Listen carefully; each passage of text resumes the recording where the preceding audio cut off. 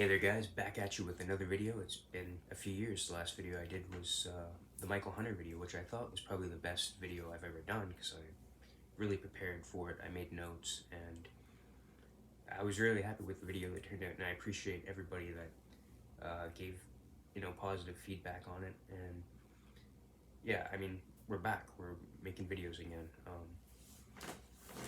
And I did say at the time I wasn't sure if it was going to be on a regular basis or not. This was like 4 years ago, but yeah, I think I'm going to do it on a somewhat regular basis. Maybe a video a week or every couple weeks or something like that, or a month, depending on how I feel like doing it and how often I feel like doing it. But this case was actually requested to me in the comment section of that video by somebody, and it's actually been kind of in the backlog for a while. I've been wanting to do it, and I made notes on it probably, I don't know, months ago, maybe even a year ago at this point. I've been trying to look for the right time to cover it, and now I think I've moved into a couple different places since the Michael Hunter video, and I think I finally kind of worked it out to where I can finally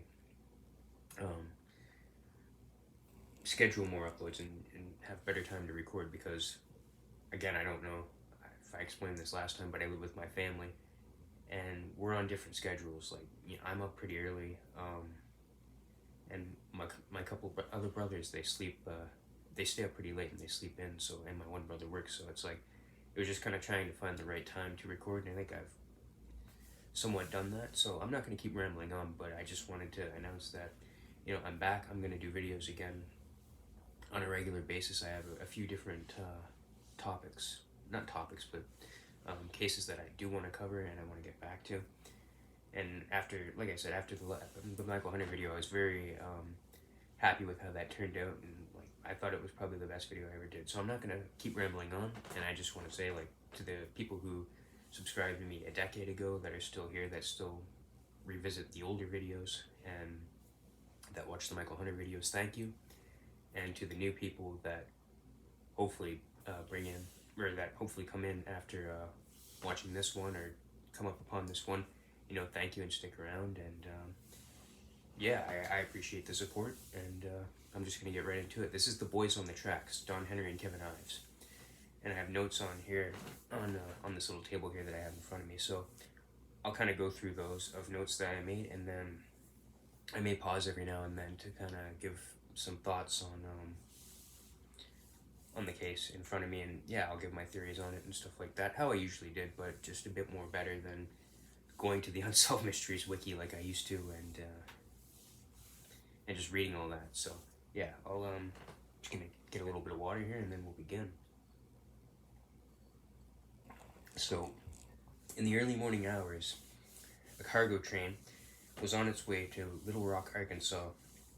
It was traveling at a speed of 52 miles an hour. The run had been going pretty smooth without incident. It was heading towards the small town of Bryant, Arkansas. As the train headed toward the town, engineer Stephen Schroer saw something in the distance on the tracks. Once the train had got closer, he noticed the bodies of two boys lying across the railroad tracks. Stephen said by the time the train was placed in the emergency position and the horn was sound, he estimated about 3 to 5 seconds until impact. He stated that it felt like an eternity, which, I mean, you see two bodies on the tracks and they're just lying there motionlessly. I can only imagine what he felt in that moment. It must have been pretty difficult to just know that, they're doing everything they can. They're blurring the horn, they're trying to stop, but there was no motionless. Like, they were just laying there motionless, and there was just nothing they could do. And it's just a really sad case, and I can't imagine how he and the other people on the train felt. So despite the best efforts to stop the train, it rolled on for a half mile, running over the boys and mangling their bodies in the process. So, that's sad. And I have on the top of my note here, and like I said, this was like probably a year ago or so that I made this these notes, because I had planned on doing the video a while, which I just couldn't find the right time. But yeah, so it's stated at the top that this took place on August 27th, 1987. But then on my second note here, it says August 22nd, so I don't know if, like, the incident um of when this like came out was on the 27th, or like if like the train running over the bodies happened on the 27th or what. But yeah, I don't know. But this is, either way, it happened in '87, so this is almost 40 years ago, which is pretty crazy to think about.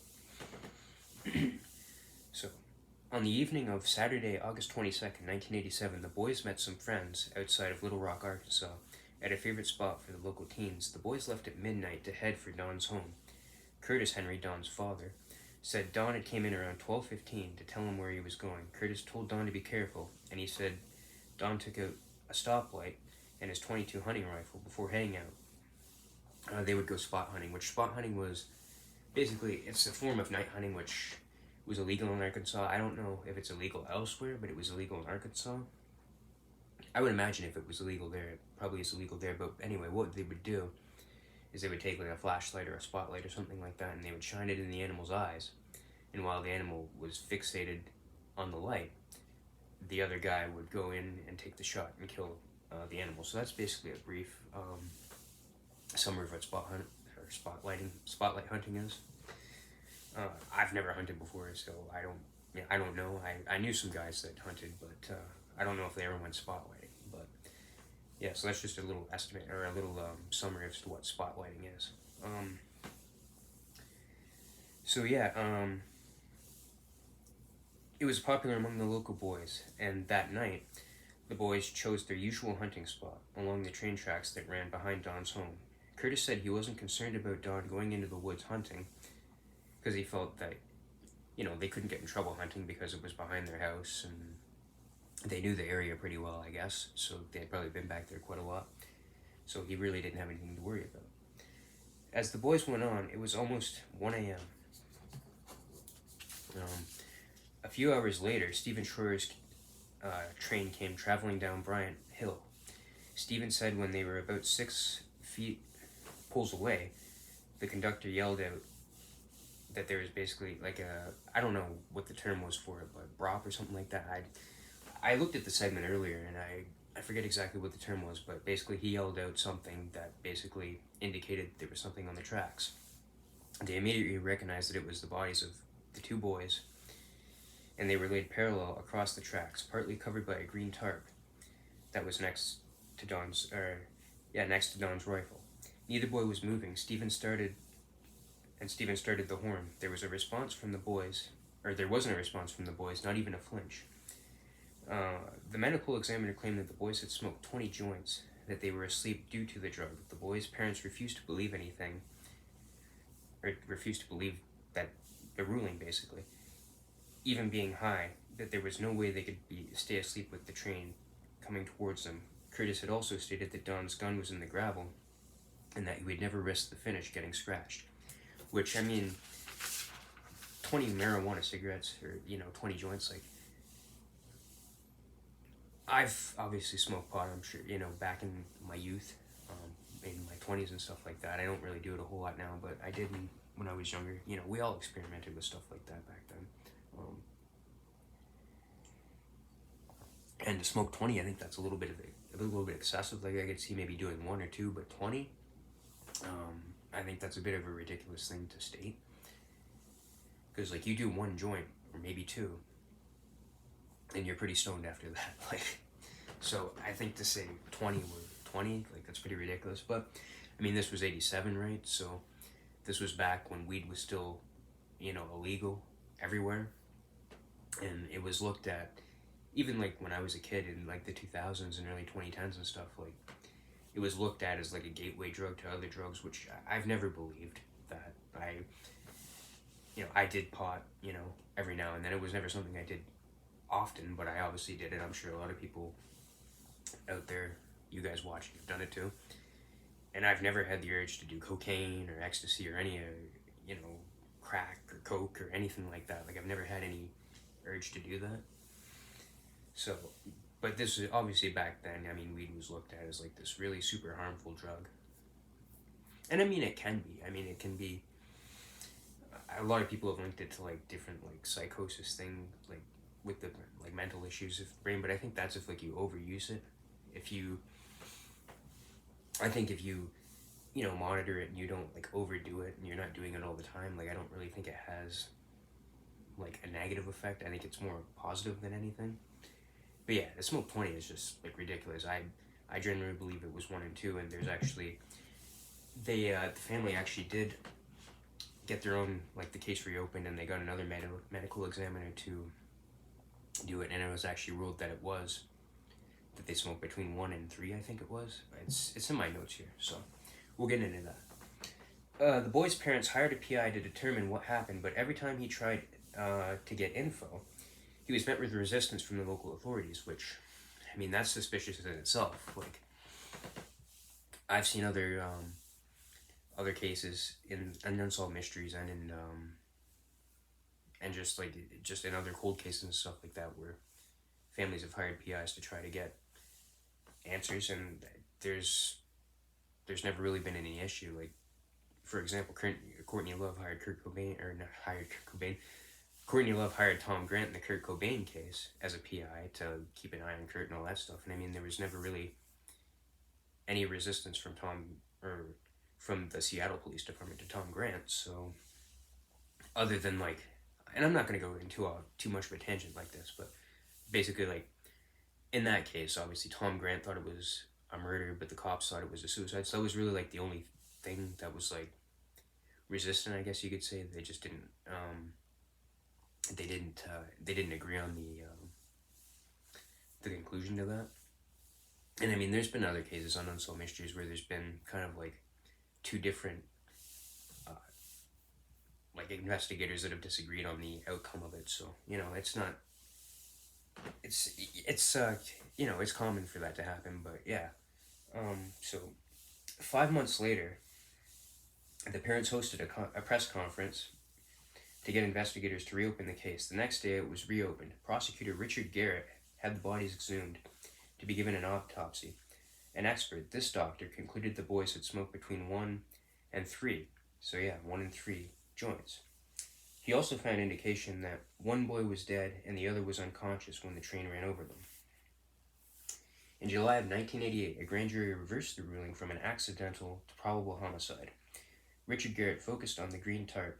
Neither boy owned that type of tarp, or owned a tarp at all. He questioned where it came from and who covered them with it. All 4 people on the train noted the tarp's existence, but police who had searched there denied that Stephen Shore had even told them about the tarp and questioned its existence. Richard Garrett believes the tarp did exist, but said it was never found. Which, I mean, like I said, this is another thing. You have one guy, Richard Garrett, thinking that the tarp did exist, and then the original investigators saying that the tarp didn't exist. I believe it did. I don't know where it would have came from. I guess whoever would have caused the crime. But my theory on the tarp and where it would have went is obviously you have the train coming down on the bodies, right? They said the bodies got mangled.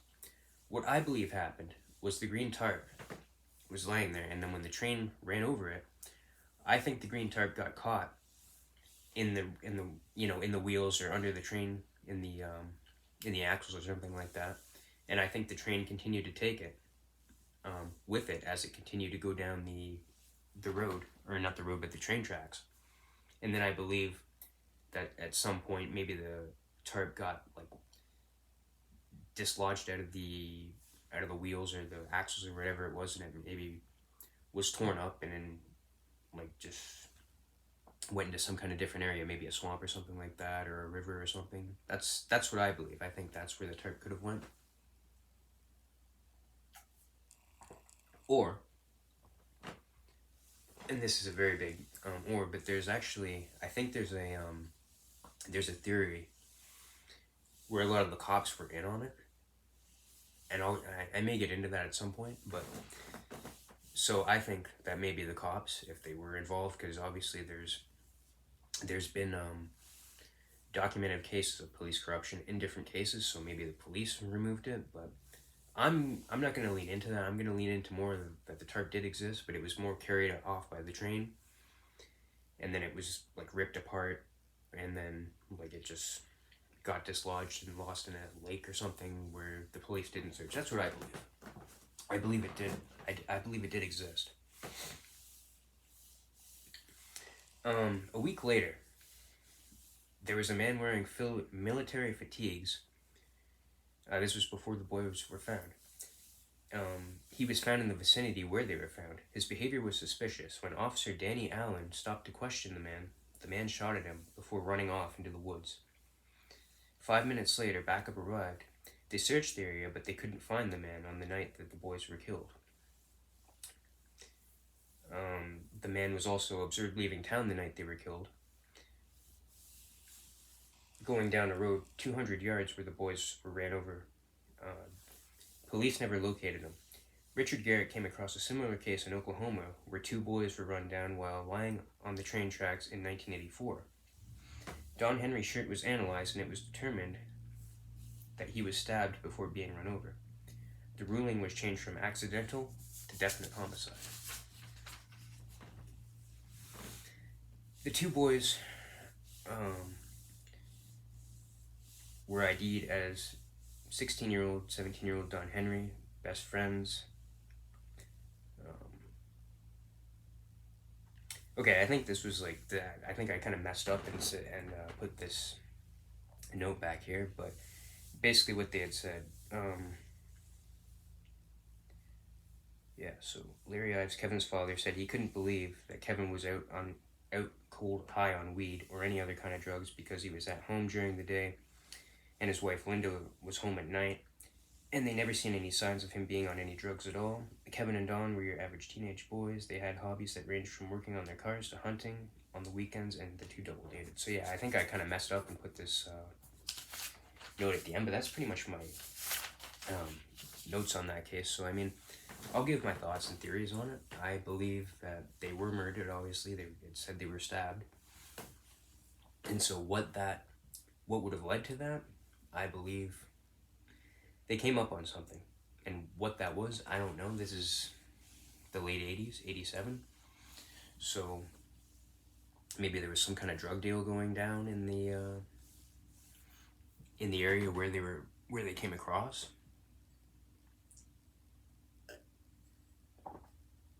And I think they came across something that they shouldn't see, whether it was a drug deal or an arms deal or something like that. Or perhaps they just ran into somebody at the wrong place at the wrong time. And that's when they were killed. I don't believe, like I said, I mean, it was already ruled that it was a definite homicide, so. But that's what I believe. I believe they either came across something like a drug deal or an arms deal or something like that. Or maybe that military guy, and he killed them. I believe his behavior was suspicious. Because if you watch the Unsolved Mysteries segment, which I watched earlier this morning, the officer, Danny Allen, pulls up and he goes to get out of the vehicle to question the guy.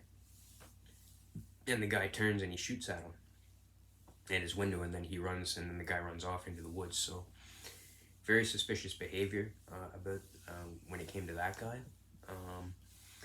There's still a lot to get into this case. I'm actually planning on doing a part 2. I don't know if I'll do any more parts after that, but there was a guy named Billy Jack Haynes, and I mean, I'm a big wrestling fan, so I've been watching it since 1998, and Billy Jack Haynes was a wrestler, and he wrestled in, I'm not going to get too into it, but I'll save it for the next video, but he wrestled in the mid-80s for the WWF, which everybody knows now as WWE. And he claims that he was there that night. And he claims that he was like a guard basically for this drug cartel guy or whatever. It's been a while since I've looked into his story, but I will look into it and make notes on it, and I'll do that video. But yeah, and I mean, if you look at Billy Jack Haynes, I mean, the guy's definitely not all there. He has a history of drug use. He has a history of saying different things to try to get his name out there. I assume, I don't know. And he actually was just convicted a couple years, not convicted, but he was actually brought in jail because his wife was shot. So he's definitely a character and definitely somebody of looking into. But I'll definitely get into more of that. But yeah, I will definitely do a part two on that for sure. Because there's a lot that he says, and like I said, there's a lot that he said in the past, and I think it's more so to get his name out there because he wasn't really a big name in the WWE or in wrestling um, at all. He was more so um, like he wasn't a well known name. Like I didn't even know him. Like I didn't start watching wrestling until 1998, and I didn't know him till like many years later when he started doing these interviews and saying different things. And I'll go into that in the next video that I make because he yeah, there's just a lot that like he has said over the years, and even pertaining to this case, that you know, it's just I don't know. I don't think he was there, and I don't think he was involved. And I mean, there's things to dispute that, and I'll go into that in the next video that I make. But yeah, I believe they were murdered, and I think it was either by the military guy or they came up upon something. And I mean, this isn't the first time that like I've seen, or if you guys watch the show, I mean, you've seen it. You guys watched the show, like the Norman Ladner case, right? Norman Ladner, kind of a similar situation. He was hunting in behind his house, and he was later found um, on the like in the woods dead with a gunshot wound, and the original ruling was that he took his own life, but then his mother and father disagreed with that ruling and basically said that like he had no reason to do that, like he was a happy kid, and he had no reason to do that, and so they believed that he also came upon something. And that's what I believe too, and I think I'll probably cover that case somewhere down the road as well, because that's another case that's like that. If you guys been watching the channel for a long time, you know how I am. I love the cases that like there's so many different theories that you can go to and so many different things that you can cover, and that's definitely one of them. Another one is Perman Gilbert, who was a appliance repairman, and he was mysteriously found dead as well, and found naked in like a ditch or something like that. And he was approached to fly drugs, and like his family believed that he was that he knew too much about it, because if you watch the segment, it says that like he excuse me,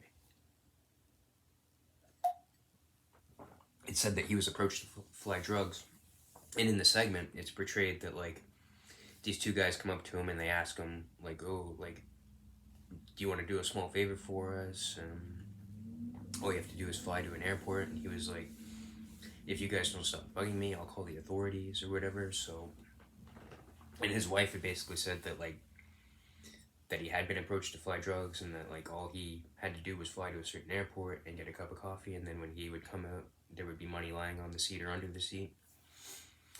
And so the theory is that like he knew too much. So I believe that like he if he did say that like he was going to the authorities, that kind of like made these guys come after him. And I'll probably go into that case too, because that's another case that I have enjoyed watching over the years, and I'll definitely cover that here as well. But so it just goes to show there's like lots of cases that have similar to the Boys on the Tracks that have had similar circumstances. So I mean, I've pretty much covered as much as I can in the video. We got about like 24 minutes into it, so I think that's pretty good. So I do appreciate people for sticking around and watching, and like I said, I'm going to get back into it. So I hope you look forward to it, and I'm going to do a part 2 on Billy Jack Haynes. Sorry about that. But I'll do a part 2 on Billy Jack Haynes, and I'm not sure when that'll be. It's either going to be later this week or sometime next week. I might even do it sometime this week. I'm not sure. I still have to go and make notes on it and go through the stuff that he said, because I haven't really looked at what he said in a while. But there definitely will be a part 2 to this case on Billy Jack Haynes, and I mean, that may be all that I do. I'm not sure. But there definitely will be more videos. I'm going to get back into this, I promise. And I hope you guys stick around. And I mean, yeah, like I just appreciate the support. So if you like this video, give a like, share, subscribe, comment in the comment section. What are your thoughts on the case? What are your theories on the case? I hope that I did this justice, and I hope you guys enjoy it. And thanks for watching. And as I always say, I'll see you in the next one.